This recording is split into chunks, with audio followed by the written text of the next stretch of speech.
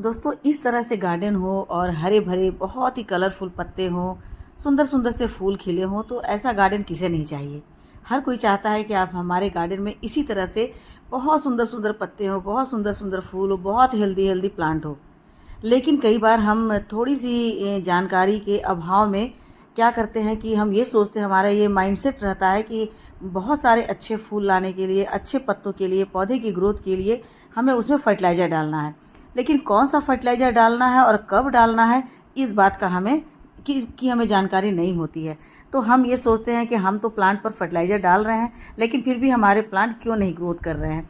ये क्वेश्चन उठना बहुत ज़रूरी है। तो इस क्वेश्चन का आज मैं आंसर दूंगी दोस्तों, और साथ ही साथ ये बताऊंगी कि 3 महीने की बारिश ख़त्म होने के बाद हमारे प्लांट को सबसे ज़्यादा किस चीज़ की ज़रूरत है, कौन सा फर्टिलाइज़र चाहिए और किस तरह की मिट्टी बनानी है, ताकि जिसमें हमारे फ्लावर जो हैं इसी तरह से खिल खिल करके आएँ। तो आज की वीडियो में ये बहुत अच्छी जानकारी होगी दोस्तों, बहुत ही मैं साइंटिफिकली समझाऊंगी। वीडियो के एंड तक बने रहिएगा और ध्यान से सुनिएगा कि क्या किया जाएगा। तो देखिए दोस्तों, अभी तो लगातार 3 महीने बारिश हुई है। अब बारिश होने के बाद ये जो हमारे प्लांट हैं, जो कि परमानेंट प्लांट है, फ्लावरिंग प्लांट हैं या फिर हमारे फ्रूटिंग प्लांट हैं, वो सारे हमारे आउटडोर में रहते हैं, क्योंकि इन सारे प्लांट को बहुत सारे धूप चाहिए, सूरज की रोशनी चाहिए, तभी जा कर के वो बहुत अच्छे से खिलते हैं, बहुत अच्छे से उनमें फ्रूट आती है। तो इसके लिए ये लगातार आउटडोर में रहते हैं। दूसरी बात है कि हमारे प्लांट की मिट्टी अच्छी होती है, तभी हमारे प्लांट इतने ग्रोथ करते हैं, इतने अच्छे से फलते फूलते हैं। मिट्टी पोरस होती है, बॉटम में होल होता है, लगातार बारिश होती रहती है, तो क्या होता है कि बॉटम होल से पानी निकलता रहता है। पानी के साथ साथ मिट्टी में जितनी उर्वरक क्षमता है, जितनी भी न्यूट्रिएंट्स हैं, जितने भी उनकी जो उपजाऊपन है, वो सब बॉटम होल से पानी के थ्रू निकलता रहता है। जब हम पानी को हम जब मिट्टी में वाटरिंग करते हैं, तो हम उतना ही पानी डालते हैं जितने में कि हमारी मिट्टी सिर्फ भीग जाए। लेकिन जब बारिश के दिन होते हैं तो लगातार 2 घंटे, 4 घंटे, 6 घंटे और कभी कभी तो दिन और रात भर बारिश होती रहती है। तो हमारे गमलों में जो पानी जमता है वो सीधे बॉटम होल से निकलता जाता है, और उस पानी के साथ साथ क्या होता है कि हमारे मिट्टी की न्यूट्रिएंट्स भी निकलती रहती है। तो इसका प्रभाव क्या होता है कि मिट्टी हमारी बंजर होने लगती है, मिट्टी हमारी अल्कलाइन हो जाती है। हमारे फ्रूट, हमारे फ्लावर कब आते हैं? जबकि हमारी मिट्टी एसिडिक होती है। किसी भी प्लांट पर फल फूल लाने के लिए मिट्टी को एसिडिक होना बहुत ज़रूरी है। लेकिन बारिश के बाद अक्सर ऐसा ये प्रॉब्लम आता है और लोग डर जाते हैं कि हमारे प्लांट पीले, पत्ते पीले क्यों हो रहे हैं, पत्ते झड़ क्यों रहे हैं, प्लांट में ग्रोथ क्यों नहीं हो रही है, फूल यदि आ भी रहे हैं तो फूल छोटे छोटे क्यों आ रहे हैं, पत्तियों में चमक क्यों नहीं है ना, फ्रूट लगे हुए हैं तो फ्रूट बिल्कुल छोटे क्यों हैं, बढ़ क्यों नहीं रहे हैं। तो इन सब का कारण ये होता है दोस्तों कि हमारी मिट्टी की जो उर्वरक क्षमता है वो ख़त्म हो गई है, या फिर हमारी मिट्टी जो है वो अल्कलाइन हो गई है।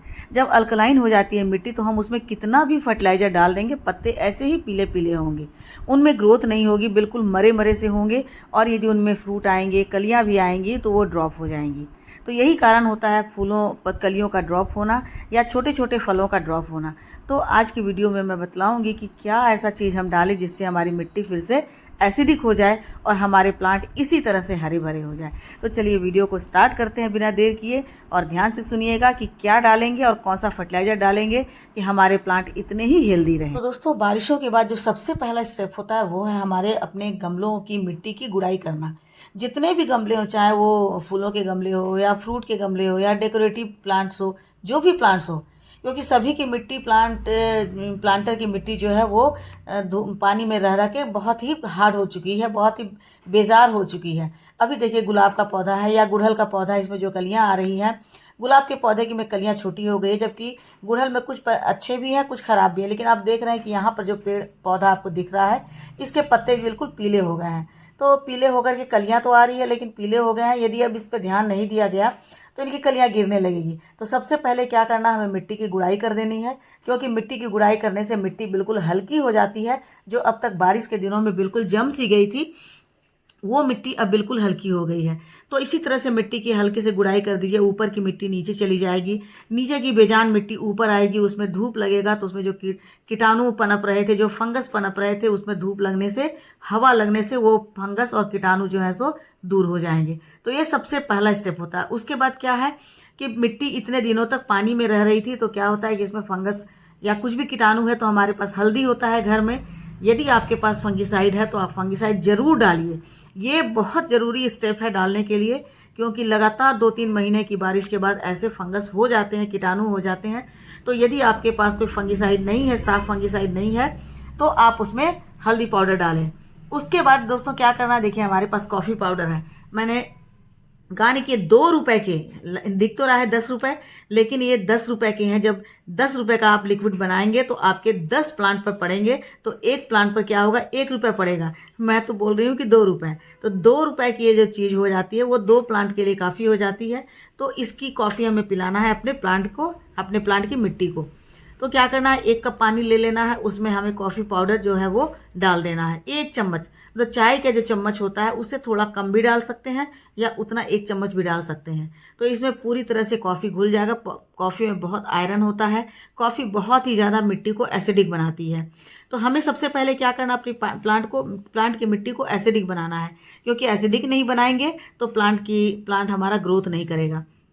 तो देखिए इसी तरह से 1 कप कॉफ़ी आप अपने प्लांट की मिट्टी को पिला दें, प्लांट को पिला दें, तो इससे हमारे प्लांट की मिट्टी एसिडिक होगी, और इसके कारण जितने भी हम फर्टिलाइज़र डालेंगे मिट्टी में, वो मिट्टी उसे एब्जॉर्ब करेगी। तो ये तो पहली चीज़ हो गई। यदि आपके पास कॉफ़ी नहीं है तो चाय की पत्ती ज़रूर होगी, क्योंकि घर घर में चाय बनता है। तो 1 चम्मच चाय की पत्ती ले लें, उसे पानी में डालें, या सूखा ही, ड्राई ही आप प्लांट की मिट्टी में क्या करें, स्प्रिंकल कर दें। या आप इसे पानी में भी डाल सकते हैं, यूज्ड भी डाल सकते हैं, और यदि फ्रेश भी डाल सकते हैं। यदि आपके पास फ्रेश है तो फ्रेश डालिए, नहीं फ्रेश डालना चाहते हैं तो जो यूज्ड चाय की पत्ती होती है, चाय बनाने के बाद हम चाय पत्ती छान कर रखते हैं, उसमें भी बहुत ज़्यादा नाइट्रोजन होता है।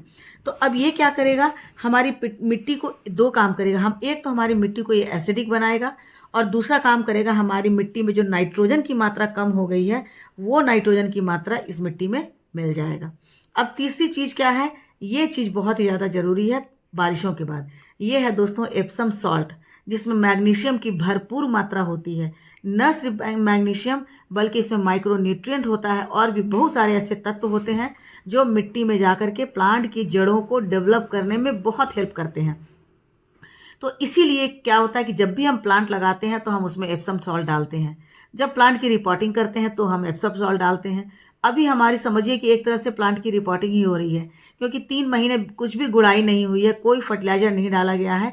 3 महीने के बाद अब फिर से हमें अपनी मिट्टी को रिचार्ज करना है ना, रिवाइव करना है। तो मिट्टी को रिचार्ज करने के लिए हमें सबसे पहले क्या डालना है, हल्दी या फंगिसाइड जो भी है, क्योंकि हल्दी भी फंगिसाइड होता है, इंसेक्टिसाइड होता है, एंटीबैक्टीरियल होता है। तो जितने भी बैक्टीरिया है वो भी ख़त्म हो जाते हैं, तो हमें वो डालना है। यदि इसके बाद या तो हल्दी डालिए या फंगिसाइड डालिए। इसके बाद दूसरा चीज़ करना, हमें कॉफ़ी का पाउडर डाल देना है, या कॉफ़ी की 1 कप चाय बना के डाल देनी है। कॉफ़ी नहीं है तो आप उसमें चाय की पत्ती डाल सकते हैं। इससे हमारे प्लांट में बहुत ज़्यादा नाइट्रोजन की मात्रा आ जाएगी, बहुत प्लांट की मिट्टी एसिडिक हो जाएगी। उसके बाद जो है चौथी चीज़ जो हो गई, वो है हमारे प्लांट के लिए सबसे ज़्यादा ज़रूरी एप्सम सॉल्ट। वो हमारे प्लांट पर इसी तरह से प्लांट की ग्रोथ को बढ़ाएंगे, जिससे जितने भी फल हैं वो अच्छे से होंगे, जितने भी फ्लावर हैं वो अच्छे से होंगे।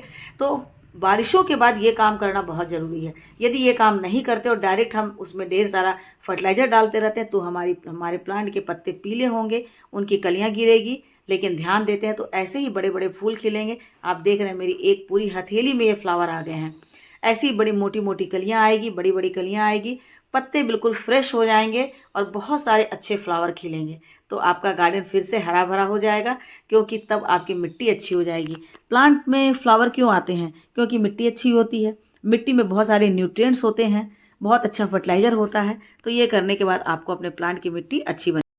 दोस्तों ये 4 स्टेप आप अपना लेते हैं तो ऐसे ही बड़े बड़े फ्लावर खिलेंगे और आपका पूरा गार्डन हरा भरा रहेगा। आपको फिर से अच्छा लगने लगेगा कि गार्डन में कितने सारे फ्लावर खिले हैं, कितने सारे फ्रूट हुए हैं, प्लांट के पत्ते बहुत हेल्दी हैं और बहुत चिकने हैं और उनकी ग्रोथ बहुत अच्छी हो रही है। तो अच्छी गार्डनिंग करने के लिए, 0 बजट में गार्डनिंग करने के लिए छोटी छोटी बातों का ध्यान देना बहुत ही ज़रूरी है। तो दोस्तों आज की वीडियो आप लोगों को अच्छी लगी हो तो लाइक शेयर कमेंट कीजिए। मेरे चैनल पे नए हैं तो मुझे सब्सक्राइब कर लीजिए। मिलती हूँ अगले वीडियो में। Thank you.